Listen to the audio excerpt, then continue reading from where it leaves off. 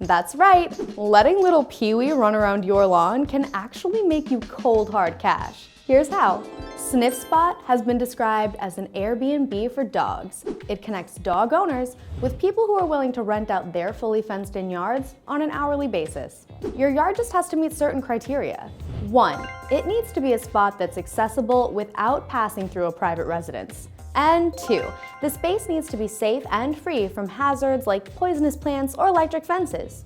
Here's what we think is the best part. You don't even have to be there. Once guests have paid for their booking, you're good to go. Sniffspot says that once you get rolling, you'll get most of your business from repeat customers. But in order to entice those first-timers, we suggest uploading at least 10 photos of your luxurious lawn. From there, promote any amenities you'll have in your host area like kiddie pools, sprinklers, or parkour obstacles.